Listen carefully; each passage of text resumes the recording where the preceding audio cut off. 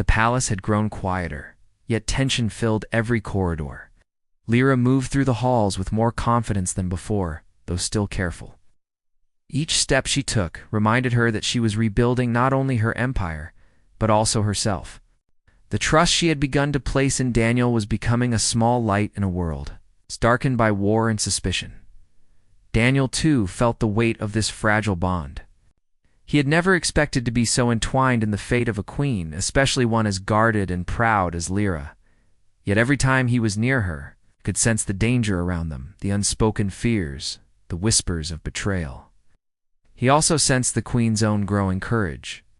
It was subtle, in the way she held her head a little higher, or in the rare moments when her hand lingered near his without withdrawing. The threat, however, was real. A coalition of rival factions still resented the Viari and saw the queen as weak after the war. Her avoidance of others, combined with her willingness to allow a human near her, had given them hope that she could be removed without a fight. Among these enemies, a sharp and cunning advisor named Terran began plotting an assassination. He claimed that if the queen fell, the empire would splinter, leaving room for others to rise. I did not care for loyalty or tradition. He only wanted power. It was late in the evening when the first warning arrived. A messenger, panting and covered in sweat, reached the palace gates. "Majesty, danger approaches," he gasped. "A group of saboteurs has infiltrated the lower districts. They may target you." Lyra's eyes narrowed. For the first time in days, fear stirred inside her. She looked to Daniel, who was already reaching for his weapons, though he did not speak. His calm presence steadied her, and she realized that, in him, she felt the possibility of protection, not just from soldiers or walls, but from the fear that had haunted her since the war. "Lead me to safety," she said simply. Daniel bowed, though his mind was racing. "No, Majesty, I will not leave your side. We face this together." The palace erupted in activity. Guards were alerted and secret passages were opened for the queen. Yet the saboteurs were clever, moving with speed and precision. They cut through outer defenses with unexpected skill. And the first clash came as they tried to breach the inner courtyard. Daniel fought with efficiency, blocking attacks and guiding the queen toward safety. Lyra stayed behind briefly, observing the skirmish. She felt the adrenaline rise, her senses sharpening. But more than that, she noticed how Daniel moved, never reckless. Always calculating, always ensuring she remained unharmed. As the enemy forces pressed closer, a trap was sprung. A beam of energy shot toward the queen, intended to strike her down. Daniel reacted instantly, pushing her aside. The blast hit the ground where she had been standing, shattering stone and sending shards flying. Daniel's arm was burned in the explosion, his armor scorched. But the queen was safe. Lyra's breath caught. She rushed forward, forgetting protocol, forgetting caution. "Daniel," she cried, touching his arm as he fell to one knee. He looked up at her, pain in his eyes, but still steady. "I am fine, Majesty. You are safe. That is what matters." For the first time, Lyra realized the depth of her feelings. She did not flinch. She held his arm firmly, checking the damage. Her hands, once trembling with fear at every touch, now moved with purpose and care. She murmured under her breath, words Daniel could not fully understand. But the tone carried gratitude, relief, and something else, something fragile, yet undeniable. The saboteurs regrouped, but the queen's guards, bolstered by Daniel's leadership and calm, pushed them back. The battle moved through the palace corridors, and Lyra followed as closely as she dared. She noticed how the human remained alert, his mind always 3 steps ahead, predicting enemy movements, keeping her path clear. In him, she felt more than protection. She felt understanding, a strange bond that her own people had not offered. In years, after the attackers were driven back, the palace was quiet again, but the queen's mind was racing. She had seen Daniel risk himself for her. She had felt the warmth of his touch when she helped tend his wounds. And she realized, with a mixture of fear and awe, that she could no longer imagine him as anything less than essential to her life. He had saved her once, and she knew, instinctively, that she could never let him go. That night, Lyra sat in her chamber with Daniel. The room was dim, lit only by the glow of the city beyond the windows. Daniel's arm was bandaged, though she could see the marks of battle beneath the cloth. She reached out, hesitant at first, then laid her hand over his shoulder. He did not flinch, nor did he pull away. He met her gaze calmly. "You should not have done that," she whispered. "I cannot allow you to be harmed for me." "I would do it again," he replied simply. "Because protecting you is not a duty, it is my choice." Lyra's eyes widened. Choice. She had not considered that humans could act without command or obligation, without expectation of reward. His devotion was voluntary, not bound by rules or loyalty oaths. It was a truth she had never encountered. "Among her people, you are different," she said softly. "I am human," he said with a small smile. "Sometimes that means we do things that do not make sense to others, but feel right to us." The Queen's gaze lingered on him, studying the lines of his face, the calm strength in his posture. She thought of all the times she had recoiled.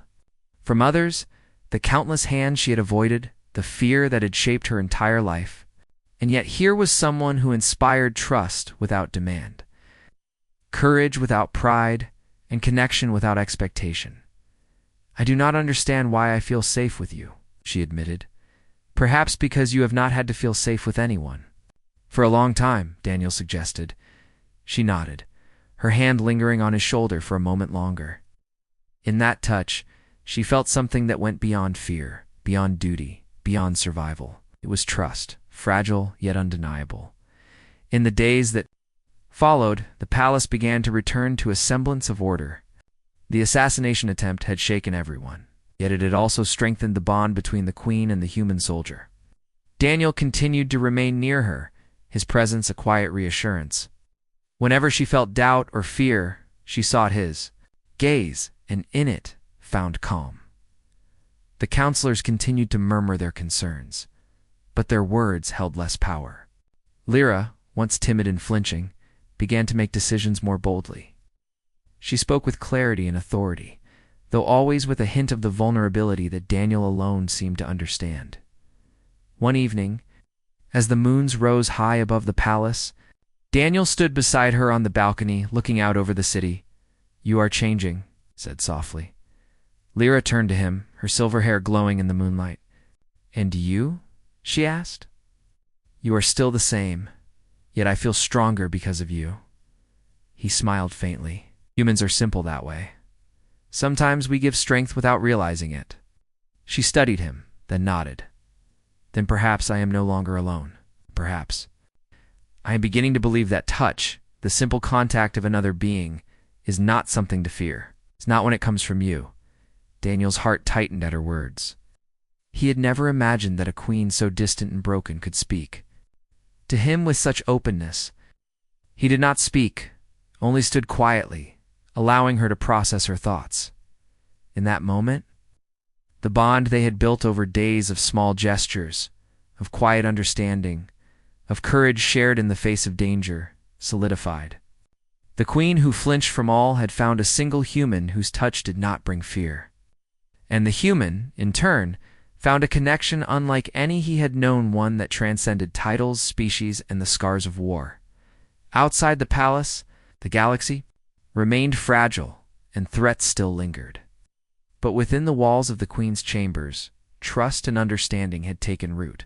And for the first time since the war, both Lyra and Daniel felt the possibility of hope, not just for themselves, but for the empire they had sworn to protect. The first true test of their bond had come, and they had survived together. But both knew that greater challenges lay ahead.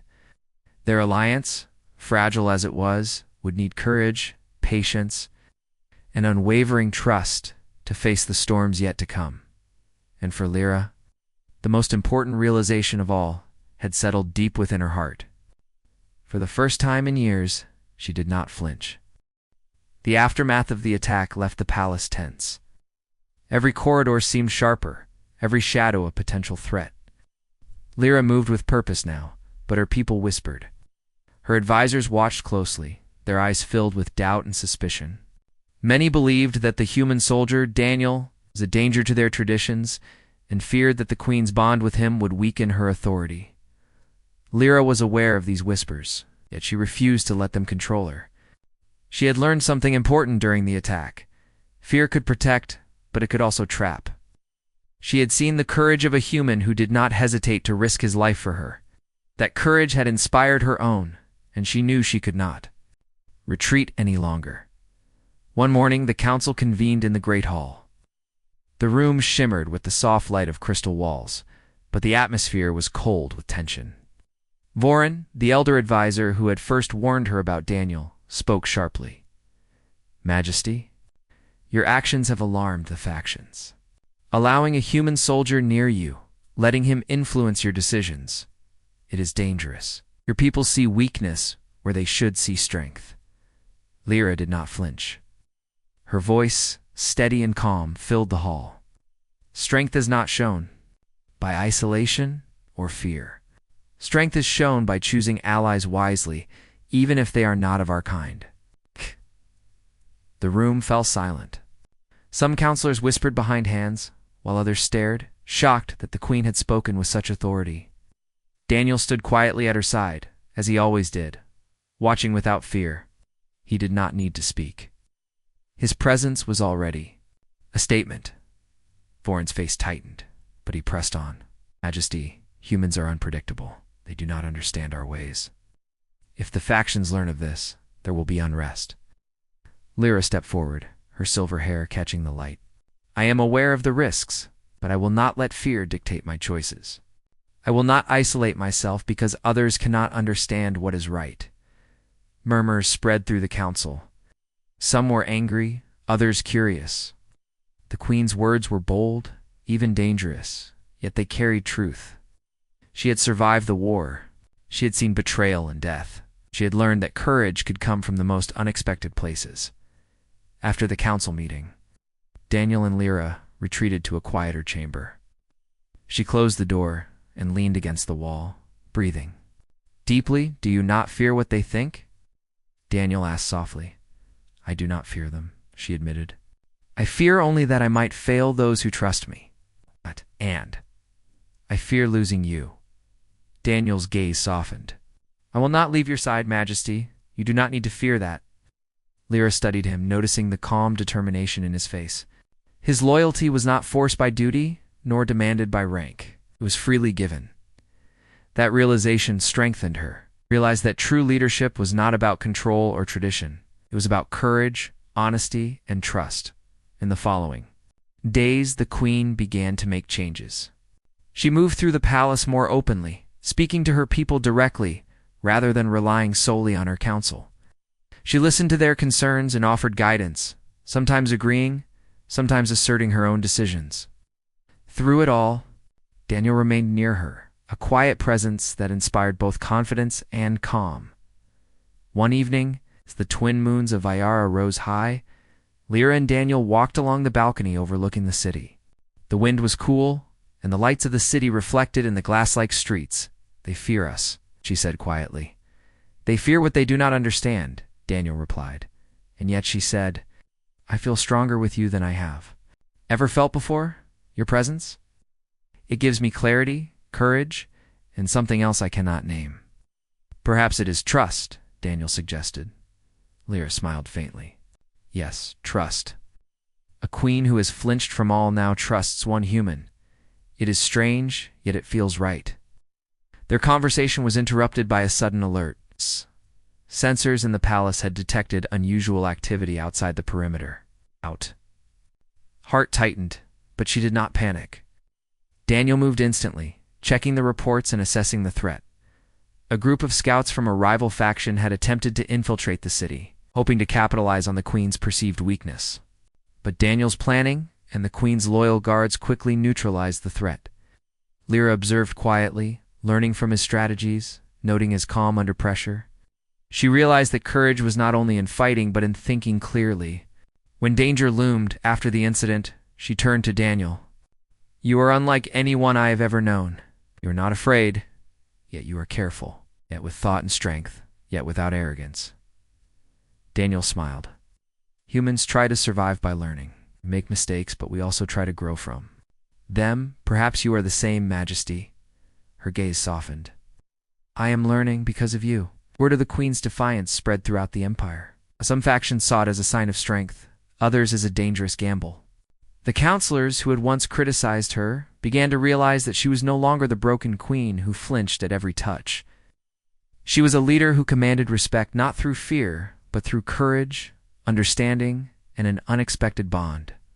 With a human dot in the quiet of the night, as the palace slept, Lyra reflected on the changes within herself. She had survived war, betrayal, and loss. She had faced fear and uncertainty, and she had discovered that trust and courage could be found in the most unlikely places. Daniel's presence had shown her that even a queen, scarred and cautious, could find strength in another being. The next morning, she met with her council once more. She spoke with authority, laying out plans for rebuilding the city and reinforcing alliances. Daniel remained nearby, ready to support her, but never overshadowing her voice. The counselors could see the difference. The queen was no longer hesitant, no longer flinching. She was decisive, commanding, and unafraid to stand by her choices. Some counselors grumbled, still wary of the human soldier. Others watched with admiration, noting that the queen's decisions were clear, her actions measured, and her leadership undeniable. Lyra felt a quiet satisfaction. She had faced fear, she had made her choice, and she had embraced strength in an unexpected form. Later, as she walked through the gardens with Daniel, the soft light of the moons reflected on the water. The air was calm, yet the sense of vigilance remained. You have changed the way I see the world, she said. I no longer see only danger and betrayal. I see possibility, trust, and courage. And you have changed. The way I see it, I did not expect to be part of a queen's life, yet now I cannot imagine being anywhere else. Their bond had grown deeper, forged in the quiet moments of trust, in the dangers they had faced together, and in the unspoken understanding between them. The empire remained fragile. Threats still lingered, but Lyra no longer felt alone. She had found strength in herself and in Daniel. She had found a companion who inspired her to rise above fear. The palace, once filled with whispers of doubt and suspicion, now echoed with quiet respect. The queen had faced her fears, defied her advisors, and embraced an unexpected alliance. Her bond with the human soldier was no longer a secret of small moments. It was a statement of courage, resilience, and the promise of a brighter future. As the night deepened, Lyra and Daniel stood side by side, watching the city below. She knew challenges lay ahead, alliances to maintain, enemies to face, and choices that would test both her wisdom and her heart. Yet for the first time in years, she felt ready. She felt the strength of trust, the power of courage, and the quiet certainty that she was no longer alone in the galaxy. And in that certainty, the queen who had once flinched from all now stood tall, unyielding, and unafraid. The rival factions had gathered on the outskirts of the empire, their fleets glinting like sharp stars in the void. They believed the queen weak, a broken ruler who flinched from all touch, and that a human soldier at her side was a distraction, rather than an asset. They were wrong.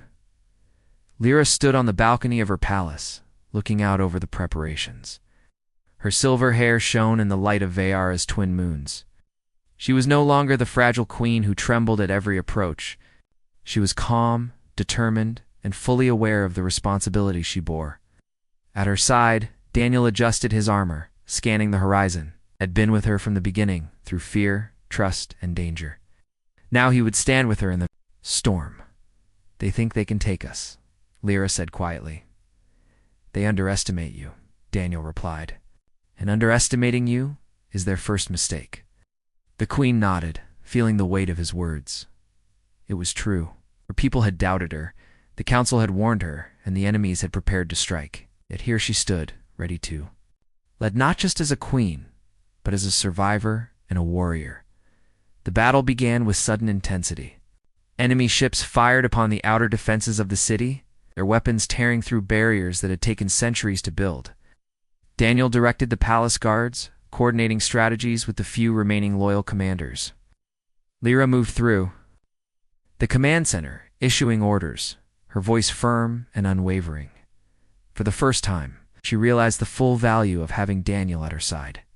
His calm presence allowed her to focus on decisions without fear clouding her judgment. His insight and understanding of strategy complemented her knowledge of the Empire. Together, they were stronger than anyone had expected. As the battle moved closer to the city, the enemy sent an elite squad to infiltrate the palace. Lyra and Daniel anticipated their approach. Daniel took the lead, guiding the queen through secret passages and ensuring that loyal guards positioned themselves strategically. Lyra followed closely, every step steady, every movement calculated. The first enemy broke through, a group of skilled warriors who believed that they could strike down the queen before she had a chance to respond. Daniel intercepted them, blocking attacks and protecting Lyra. She watched him carefully, learning his techniques and instinctively moving in ways that complemented him. It was a dance of survival, trust, and coordination forged through days of shared danger. One warrior managed to strike toward Lyra. Daniel reacted instantly, taking the blow to his shoulder. Pain flashed across his face, but he did not falter. Lyra froze for a moment, then moved instinctively, grabbing a nearby energy weapon and striking down the assailant. The move was precise, controlled, and deadly. She realized then that she was no longer helpless. She had learned courage from Daniel and strength from herself. After the immediate threat was neutralized, they regrouped. Daniel's wound was serious, but he refused to retreat. Lyra insisted on tending to him, her hands steady and confident. When she touched him, she felt a surge of calm energy, a connection she had never experienced with her own species. He looked at her, pain in his eyes, yet pride and trust as well. "You saved me again," Lyra said softly. "No," he replied. "We saved each other." The words resonated within her. She realized that their bond was not just protection or loyalty. It was partnership, equality, and understanding. It was something that neither politics nor fear could break. The enemy forces regrouped and launched a final assault on the palace. Lyra and Daniel moved together, side by side, issuing orders, striking where necessary, and guiding the remaining guards. Their coordination was perfect, each anticipating the other's moves. Their trust evident in every action. At a critical moment, the enemy leader himself entered the palace, intending to confront the queen directly. He underestimated the human. At her side, Daniel stepped forward, standing between Lyra and the intruder. "You will not harm her," he said. The enemy leader laughed, drawing a weapon, but Lyra moved with speed and precision. Together, she and Daniel fought, their actions in perfect harmony. The queen had once flinched from every touch, but now she moved confidently, defending herself and the human who had defended her countless times before. The battle ended with the enemy leader defeated, their forces scattered. Lyra stood in the aftermath, surrounded by loyal guards and the wreckage of the invaders' plans. She felt a surge of relief, pride, and something deeper, something that had grown silently through days of shared trials. Daniel stepped beside her, his armor scorched but his spirit unbroken. "You did it," he said simply. "No," she replied, placing a hand on his shoulder. "We did it." The palace was safe, and the queen's position was secure. Her people began to see her in a new light, not as a fragile ruler who flinched from touch, but as a leader who had faced fear, danger, and betrayal and emerged stronger. The bond between Lyra and Daniel became known not as scandal, but as a symbol of courage and unity. In the days that followed, the queen walked freely through her palace, speaking with advisors, soldiers, and citizens. She moved with confidence, her presence commanding respect, and at every turn, Daniel remained by her side, not as a guard, but as a companion, a partner, and a friend who had proven that the human touch she had once feared could be a source of strength. One evening, as the city rested and the moon shone high, Lyra and Daniel stood on the balcony overlooking the calm streets. The battle was over, but the Empire's future remained a challenge. Yet for the first time in her life, Lyra felt unflinching. She looked at Daniel, gratitude and trust shining in her eyes. "You stayed with me," she said quietly, "through danger, fear, and uncertainty." "And I will stay," he replied. "Through anything." She reached out, her hand resting on his arm. Did not flinch, nor did he pull away. Instead, he returned her gaze, calm and steady. That touch, once unimaginable for her, had become a symbol of trust, courage, and the bond that had carried them through war and threat. The city, the empire, and the galaxy beyond could be uncertain and dangerous. But within the walls of the palace, the queen had found strength in herself and in Daniel. She had found a companion who inspired courage, calm, and hope for Lyra. The lesson was clear. Strength was not in isolation nor in fear. It was in trust, in courage, and in allowing oneself to connect with another being, even one as different as a human. She had flinched from all, yet this human's touch had given her back her power, her confidence, and perhaps her heart, and so the queen, who once recoiled at every touch, now stood unflinching, her hand resting on the shoulder of a human soldier, who had proven that the right companion could change everything. Together they faced the future, not as ruler and soldier, but as partners united by trust, courage, and a bond that neither time nor war could break. The galaxy beyond the palace. Walls remained uncertain, and challenges would come again. Yet for Lyra and Daniel, there was a new certainty. They had survived together. They had grown together, and the human touch she once feared had become a source of power, strength, and unspoken promise. And in that promise, the queen found not only victory, but peace. She had faced fear, danger, and doubt. She had chosen trust, courage, and love. The empire would remember this day, and the queen would remember the human who had stood beside her, proving that even in the darkest times one being could restore the strength of another. The galaxy had never seen such a gathering before. On the frontier world of Vera, a shining hall was built of crystal walls that reached toward the sky. Beams of light shimmered across the ceiling, and every corner was decorated with symbols of unity between species. It was a place meant to impress, a place where the most powerful leaders from across the stars had come together to speak of peace, trade, and alliances. Ships from every empire floated above the city, and the air buzzed, with translators repeating dozens of languages at once. In the middle of this grand event stood Ethan Cross, a young human soldier who had no thought of being important.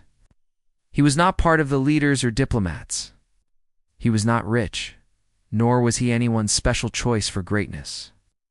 He wore the plain armor of the Terran Defense Force, standing along the wall as one of the many guards placed in the hall. His job was simple: watch the doors, keep the peace, and remain silent while the powerful being spoke of matters far above him. Ethan had been trained to keep his eyes forward, to stay calm, no matter what happened. But even he could not ignore the sight that made the whole hall grow still. She had arrived.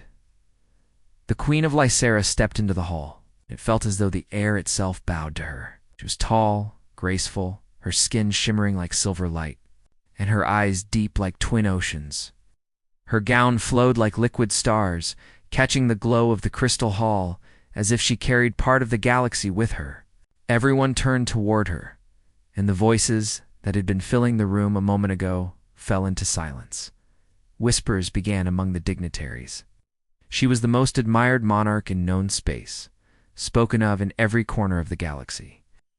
The Queen of Lysera was not only beautiful, she was powerful. Her people held vast influence in politics, trade, and science. Entire fleets would move at her command. Empires had tried to win her favor, and kings had tried to win her hand. None had succeeded. As she moved forward, every leader in the room tried to stand taller, straighter, as if they could catch her gaze. Alien princes in jeweled armor, warlords with medals across their chests, and diplomats who had practiced their words for months, all of them were waiting for her to notice them. Ethan, however, stayed still. He was a guard, and guards did not draw attention. He kept his hand on the grip of his weapon, eyes steady on the hall. though he could feel the strange pull of her presence even from where he stood. It was like standing near the edge of a star, beautiful, dangerous, impossible to ignore. Queen moved through the hall, her steps slow and sure, her guards surrounding her like shadows. Then, without warning, she stopped. The sound of her gown brushing the floor was the only noise. Her eyes moved past the kings and commanders, past the diplomats waiting to bow, past the alien nobles with their elaborate crowns. Her gaze landed on Ethan. For a heartbeat, he thought he had made a mistake. Perhaps he had moved when he should not have, or broken some rule of protocol. He felt his throat tighten, his palms grow sweaty inside his gloves. Told himself not to look directly at her, but his eyes betrayed him. He met her gaze, and it felt like she was seeing through him, past the armor, past the uniform, into something deeper. The silence grew heavier. Everyone watched the queen, waiting for her to choose someone. And then her voice, soft yet commanding, carried across the entire hall. "This man," she said, her hand rising slowly to point at Ethan. "This man is my mate." The words dropped like thunder. For a moment no one breathed. Ethan's heart nearly stopped in his chest. He thought he had misheard, but the translators around the hall confirmed her words, repeating them in every tongue. The most powerful and beautiful queen in the galaxy had just chosen him. The hall erupted. Some voices cried out in shock. Others burst into laughter, sharp and mocking. Few shouted in protest, demanding she'd take back her words. Alien princes stepped forward, their faces twisted in outrage, asking how a human, one of the weakest, least respected species, could ever be considered her mate. Ethan felt heat rise to his face. He wanted to deny it, to step back, to disappear. Into the wall, his mind screamed that this was a mistake. He was just a soldier, no different from the hundreds standing guard across the city. He was no leader, no champion. How could a queen choose him? But the queen did not flinch. Her expression did not change. She looked only at him, her eyes calm and certain, as if she had known this moment would come. "I have chosen," she said. Simply, to her voice silenced the protests for a moment. Still, the hall filled again with whispers, arguments, and disbelief. Diplomats from rival empires muttered to each other, some already plotting what this choice could mean. The council members of Lycera standing nearby looked horrified, as though the ground had been pulled from under them. Ethan could barely move. His commander, standing at the edge of the hall, gave him a stunned look, silently urging him not to make a fool of himself. But what could he do? He had not asked for this. He had never spoken to the queen before. He had never even dreamed of being noticed by someone like her. The queen stepped closer, her guards parting for her. Ow. The space between her and Ethan grew smaller until she stood before him. She tilted her head slightly, her gaze softening, though her voice remained steady enough for all to hear. "You are human," she said. "Your people are young in this galaxy. But I see in you what others do not. You are my choice." Ethan swallowed hard. His throat felt dry. He wanted to speak, to protest, to explain that there must be some mistake. But no words came. His chest was tight, his thoughts scattered. All he could feel was the weight of 1,000 eyes watching him, judging him, waiting for him to fail. And yet in the queen's eyes he saw no doubt, only certainty. The hall remained restless, voices rising in anger and disbelief. One alien noble shouted that this was an insult to every great house. Another demanded proof, a reason for such a choice. Few even muttered threats of war, for they could not accept a human standing where their kind had been denied. The queen raised her hand, and the hall fell quiet once more. "The galaxy may speak as it wishes," she declared. "But my word is final. This man is my mate." The sound of her voice carried strength, like the strike of a bell. Even those who wanted to argue held their tongues. Still, the silence was heavy, filled with disbelief and quiet fury. Ethan stood frozen, his heart pounding louder than the murmurs of the hall. He had no idea what this meant, no idea what he was supposed to do next. All he knew was that his life had just changed forever. Outside, beyond the crystal walls of the hall, ships drifted among the stars, and the galaxy continued to turn. But inside, in that moment, every gaze, every whisper, every thought was fixed on a single human soldier and the queen who had chosen him. And though Ethan had never felt smaller in his life, he also felt the strange spark of something he could not name, something that had begun the instant she spoke those words. A story was starting, one that he had never asked for, but one that would shake the galaxy. News traveled faster than light. By the time the gathering ended, the Queen's declaration had already spread across systems, on space stations, in trading posts, and inside war councils. Her words echoed again and again. "This man is my mate." No one could believe it. No one could understand it. In the Crystal Hall, chaos had followed her announcement. Alien nobles had shouted. Leaders had demanded answers. And soldiers had shifted nervously, unsure if war would break out right there. But the Queen did not bend, and her calm presence kept the gathering from dissolving into violence. Still, anger and jealousy filled the air like smoke after a fire. Ethan, standing at the center of it all, felt as though he had been caught in a storm he could not escape. Every eye burned into him, mocking, judging, hating. He wanted to vanish too, hide behind the wall, and let the galaxy forget him. But there was no escape now. He had been chosen. When the hall finally emptied, his commander pulled him aside, gripping his arm hard. "Do you know what you've done?" the officer whispered harshly. "I didn't do anything," Ethan said, his voice low, almost broken. "I just stood there." "Exactly," his commander replied. "And now the most powerful woman in the galaxy says, you're hers. Do you understand what that means? Do you understand what's coming?" Ethan shook his head. He understood nothing. Moments later, Queen Lysera's guards approached, their silver armor gleaming. They surrounded him, not threatening, but leaving no room to refuse. One of them, tall and expressionless, spoke. "The Queen requests your presence." His commander gave him a helpless look, as if to say there was nothing more to be done. Ethan was led out of the hall, past long corridors of shining crystal, into a private chamber lit by soft blue light. The Queen stood near the window, gazing at the stars beyond. She did not turn when he entered, though. He could feel her awareness. Of him, her guards left, the doors closing behind them. Suddenly, he was alone with her, the silence heavy. He cleared his throat, unsure how to begin. "Your Majesty," he said, his voice awkward. "I think there's been some kind of mistake." Finally, she turned. Her eyes, glowing faintly, locked on him. "There is no mistake," she said simply. "I'm just a soldier," Ethan said quickly. "I don't have power. I don't have status. I'm not even important. Why would you choose me?" She studied him, her expression unreadable. "Because I see what others cannot. The galaxy looks at humans and sees weakness. But I look at you, Ethan Cross, and I see something different. You do not know your worth yet, but you will." He felt his chest tighten. Hearing his name from her lips sent a strange shiver through him. Still, he shook his head. "I don't understand." "I'm not, you are," she interrupted, her voice firm but calm. "You are what I choose. That is all that matters." He had no answer. He stood there, silent, trying to breathe while his world spun. The Queen stepped closer, her presence overwhelming, but not cruel. "The galaxy will not accept this easily. Already, voices rise against you. They will test you, try to break you, prove you unworthy, but I will not withdraw my choice. Do you fear this?" Ethan admitted. "Honestly, I fear it."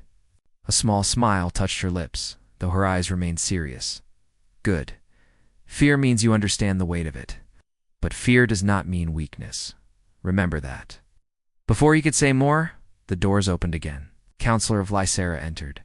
His face pale with worry, he bowed low to the Queen, but did not hide the disapproval in his eyes when he glanced at Ethan. "Your Majesty," the counselor said quickly, "the ruling council is in uproar. They demand to speak with you at once. They cannot accept this."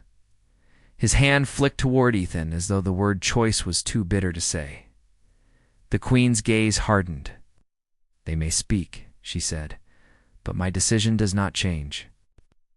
Counselor swallowed, bowed again, and left. Ethan felt the walls closing in. "You heard him? They don't want me. They're not going to accept me." Maybe it would be better if you know, she said sharply, her voice cutting through his. Words do not finish that sentence. I have chosen, and I will not choose again. Let them test you. Let them doubt you. If they wish to see your worth, then show them. That is how this will be answered. Her eyes softened again as she looked at him. Do not think you are alone in this. I am with you. Ethan had no idea how he could ever prove himself to Alien. Nobles, 2 entire empires, but the strength in her words lit a spark inside him. The next day, the galaxy's reaction came crashing down. Across news streams and broadcasts, leaders and commentators raged. The most admired queen had chosen a human soldier, a nobody. Some called it madness. Others whispered of secret plans, accusing humanity of tricking her. Rival empires claimed it was a plot to weaken her throne. On Lysera itself, the royal council demanded Ethan be tested before he could be accepted. They gathered in the high chamber, a vast dome of silver pillars, and presented their demand before the queen. If he is truly worthy, one counselor declared, then let him prove it. Let him face trials that will show his courage, his intelligence, his strength. If he fails, then the galaxy will know this was a mistake. If he succeeds, then perhaps even we must bow to your decision. The queen agreed without hesitation. Ethan, standing beside her, felt his stomach drop. What kind of trials? He asked quietly. The counselors answered with cold smiles. They listed challenges designed to crush him, tests of combat against alien warriors, puzzles of strategy meant for scholars, and survival tasks in hostile environments. Each one seemed impossible for a human soldier. But the queen's face remained calm, as if she had expected this. Ethan felt a rush of fear. He wanted to protest, to say he was not ready. But when he looked at her, at the steady certainty in her gaze, he found himself nodding. I'll do it. The counselors exchanged satisfied looks, sure that failure would come quickly. But Ethan knew he had no choice. The galaxy was watching, and if he gave up now, humanity would be mocked forever. That night, in the quiet of his quarters, he sat alone, staring at his hands. They were rough hands, scarred from training, but they did not look like the hands of someone who could carry the weight of a queen's choice. He thought of Earth. Far away, of the cities still struggling to rise among the stars, of the people who believed humans had no place among great empires. Thought of the queen's words, I see what others cannot. Maybe, just maybe, he could prove her right. The next morning, the first trial began. In the great arena of Lysera, before thousands of alien spectators, Ethan stepped into the sand. Across from him stood a towering warrior of the Croth, a species bred for battle, with armor thicker than Ethan's arm and a weapon that glowed with plasma heat. The crowd roared, expecting the human to fall within moments. Ethan gripped his training blade, his heart pounding. He was not stronger, was not faster.